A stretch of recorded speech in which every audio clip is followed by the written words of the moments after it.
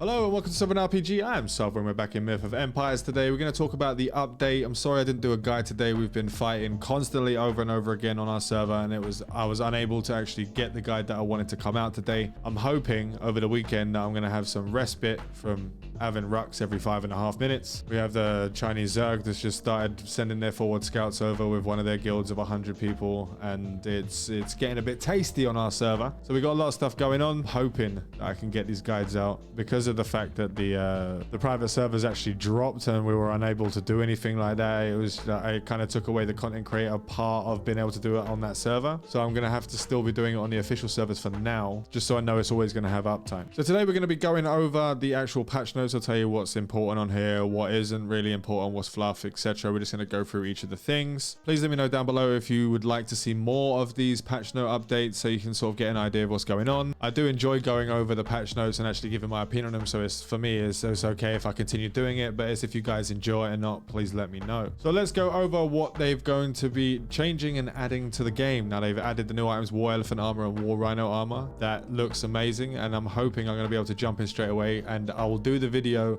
for the Elephant and Rhino taming as soon as I make the War Elephant Armor and War Rhino Armor, so we can do it all in one go so it looks cool as shit. We'll try and do that out there. So they've also changed how the county location will be shown on the subordinate panel once mounts and warriors are put into the guild depot.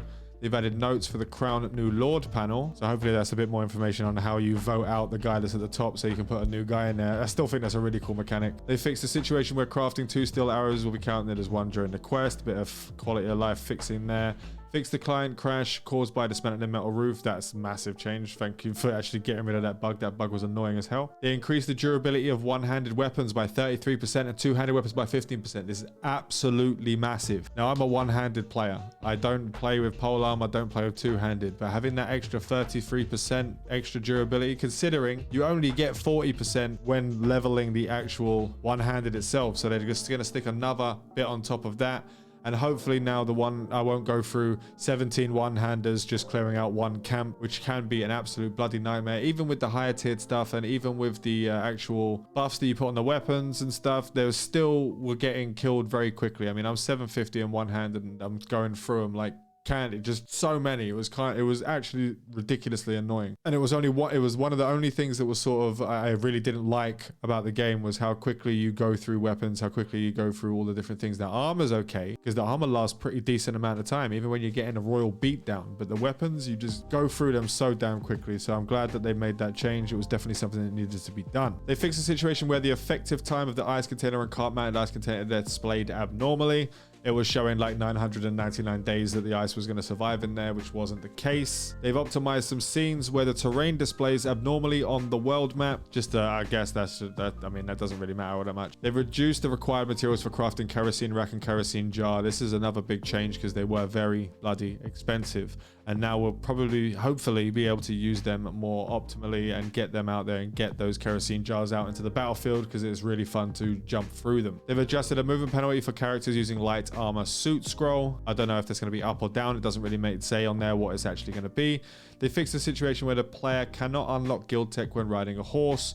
That was annoying as hell. I actually sat there and I thought I was bugged out, and I logged out like 16 times, logged back in 16 times, and it still wasn't working. I was raging in Discord, and it was because I was sitting on my horse. They've optimized the icon of guild building on the map. Now only the Magistrates Guild can open the Mint Bent. I'm guessing that's the one that's in the actual city where you actually craft up all of the 100k gold bags. But I'm pretty sure that was already in the Magistrate only guild that could do that because I couldn't get in it on my server. They fixed the situation where the cold, heat, and miasma status become invalid in cold areas, hot areas, and swamps. So that will be back online after this patch has gone up on today's date. So make sure that you're not going to be going over there because it's now going to be fixed. You make sure you're going to have your wagon, your ice container, your sensor, and your heater depending on where you're going. Now buildings within the effective range of the boundary marker won't be attacked by thralls. So that's going to save a lot of the trouble that's been happening on the PvE servers where all of these different guilds were just running in and destroying people's bases with their thralls. They could just set it to attack, which was really bloody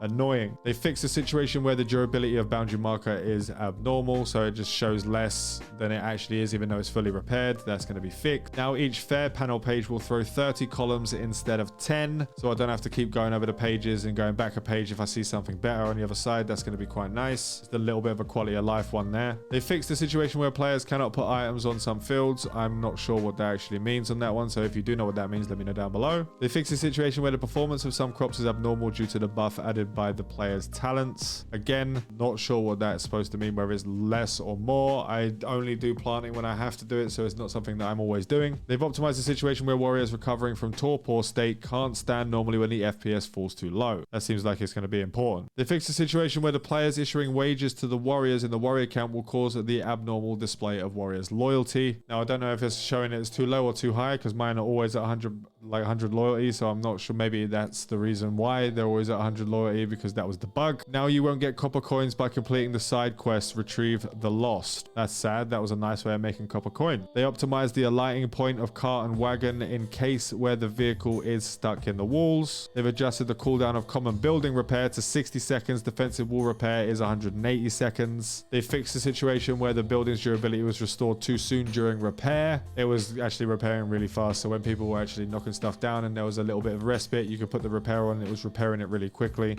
That's definitely a good change. They fixed the situation where the building's durability was restored too soon. They adjusted the cooldown of Cheval de Frise repair to 60 seconds. Now you can directly change the building's owner and guild language. The building's owner, I'm hoping that's going to be, so if you've got the guild ownage thing and a player in your guild is off doing his own thing, you'll be able to make just that building itself owned by him, and so you don't really have to mess with the setting. That would be quite nice to actually have that change. They've adjusted the thickness of the guild building's frame from 0 to 15. Now if they've made that bigger, that's going to be annoying as hell, because it's already massive and you can't even tell which direction stuff's in. You have to figure that stuff out. It's actually annoying as hell, but it's something that we can get through. Now there will be no upper limit to the number of guild positions, so you can have multiple advisors, which is fan-bloody-tastic. Now the effective range for players to interact with guild depot is expanded, so you don't have to be right up next to it. When you got a lot of your guild mates trying to get in a guild depot and get all geared up at the same time, it was a nightmare if they're all running around and you couldn't get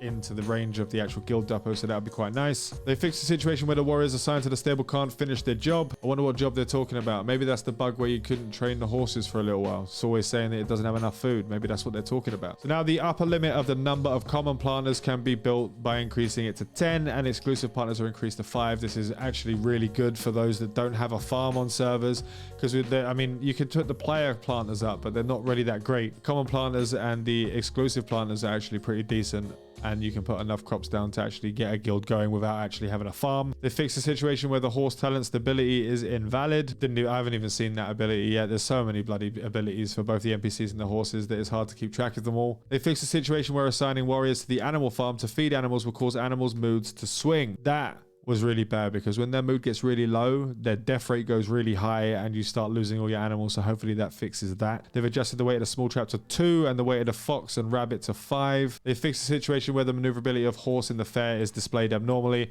You'd actually go in there to buy a horse with massively high maneuverability, you'd get it and it'd have 100 maneuverability and it'd be terrible. I actually tamed a horse today with 0 maneuverability. 0. It was literally like turning a jumbo jet. It was insane. So it just got executed and dismissed instantly. And finally, they've optimized some settings for horse mating. Now I'm hoping that they've actually lowered the time that's needed to do the horse mating. I hope it isn't that they've actually made it longer, because it was already kind of annoying sitting there for 1 hour and for you not to get a baby.